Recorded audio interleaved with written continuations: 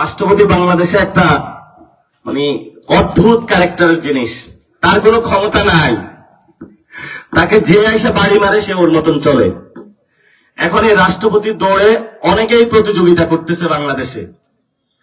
আর যেই আসুক আমাদের একটা দাবি থাকবে, সেই শেখ হাসিনার কোন রেসপেন্সার হইতে পারবে না, 1 নাম্বার।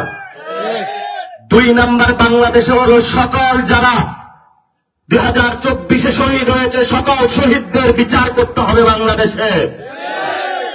3 নম্বর, যত আহত আছে সকল আহতের চিকিৎসার ভার নিতে হবে।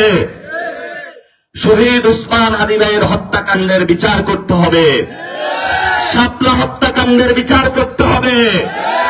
যদি এই ক্রাইটেরিয়াতে পড়ে তাহলে না সে রাষ্ট্রপতি, আর যদি এই ক্রাইটেরিয়াতে না পড়ে তাহলে তার নাম কি? ওই নাম বললে আবার এটা মিডিয়াতে ভাইরাল হয়ে যাবে, ওইটা বললাম না।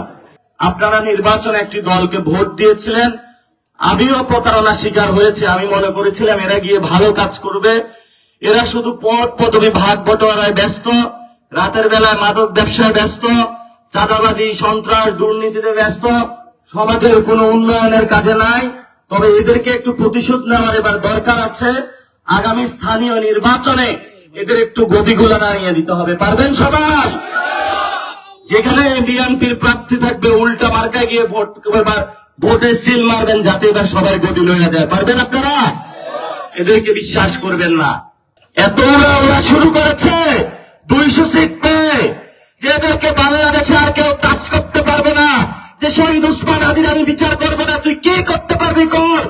শহীদ আবু সাইদের আমি বিচার করবো না, তুই কি করতে পারবি কর। আমরা তোমার পিছনে আসতেছি, কি করতে পারবো আমরা স্থানীয় নির্বাচনে তোমাকে আমরা দেখাবো ইনশাআল্লাহ।